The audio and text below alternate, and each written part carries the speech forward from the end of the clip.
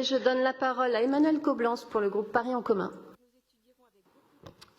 Madame la maire, chers collègues, nous sommes nombreux sur ces bancs à savoir de quoi il retourne quand nous parlons d'éducation artistique et culturelle. Car cette politique de l'EAC se déploie dans nos arrondissements, dans les établissements scolaires, dans les lieux culturels, grâce aux agents de la ville, aux professionnels, aux associations. C'est d'abord sur le terrain que se voit concrètement la diversité, l'immense variété de l'EAC.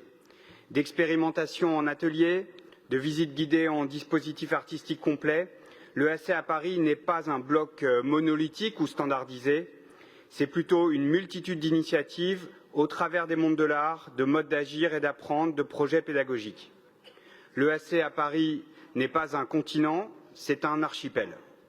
C'est de ce constat qu'est née cette mission d'information et d'évaluation. C'est lors de sa séance de juillet 2021 que notre Assemblée a fait naître à l'unanimité cette mission.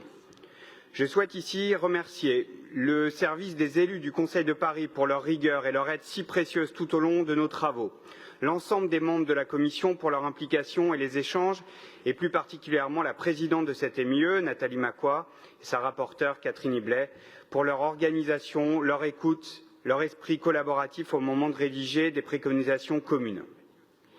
Plus de 70 personnes ont été auditionnées au cours des 14 séances en séance plénière, auxquelles s'ajoutent des visites de terrain dans tout Paris et de nombreuses contributions écrites.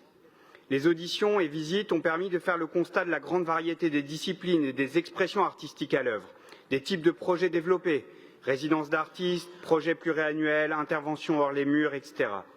Nous avons rencontré l'ensemble des acteurs concernés par l'éducation artistique et culturelle, services de la ville de Paris, la DAC et la DASCO notamment, directeurs d'institutions, experts du milieu universitaire, artistes, médiateurs, bibliothécaires, écrivains, agents de collectivités territoriales et bien sûr des jeunes, les premiers concernés par l'EAC, par l'audition des membres du Conseil parisien de la jeunesse. La mission s'est attachée à mesurer comment l'éducation artistique et culturelle peut atteindre et bénéficier à tous les jeunes parisiens, en particulier ceux qui en ont le plus besoin, soit en raison d'un éloignement culturel, soit en raison de situations de handicap ou de maladie par exemple. Ces échanges ont permis de constater une forte convergence de points de vue sur les avancées de l'EAC au cours des 2 dernières décennies. Une volonté unanime de poursuivre son développement, la richesse des actions menées auprès des publics. Et pour cela, l'EAC peut s'appuyer sur le travail exceptionnel des agents de la ville de Paris, de ses professeurs, ses animateurs, des porteurs de projets et des militants de l'éducation populaire. Engagement que tous ont pu saluer lors de nos échanges. Alors, au terme de cette MIE, le sentiment qui domine est celui de l'incroyable foisonnement de l'EAC, une richesse à valoriser encore davantage, à faire connaître. Des expériences d'apprentissage qui ont sans doute aussi besoin de clarté et de stabilité dans les politiques mises en œuvre par l'État et par les collectivités telles que la nôtre. En effet, nos travaux nous ont amenés à voir quelques disparités de l'EAC sur le territoire parisien.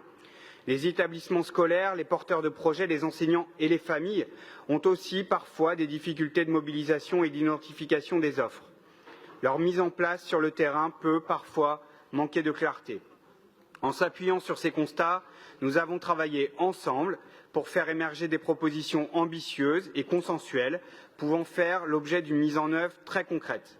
Ces préconisations abordent 3 thématiques principales, la coordination entre financeurs et porteurs de projets, les conditions d'un meilleur déploiement sur les arrondissements et l'amélioration des outils et processus d'évaluation et de formation des acteurs de l'EAC. La IMIE s'est également attachée à évaluer la pertinence de l'échelon de l'arrondissement en matière d'EAC, notamment dans le cadre de notre politique de la ville du quart d'heure. Déploiement sur les arrondissements et l'amélioration des outils et processus d'évaluation et de formation des acteurs de l'EAC. La IMIE s'est également... Au terme de ces travaux, nous sommes très fiers d'avoir adopté à l'unanimité les préconisations de ce rapport et je vous remercie.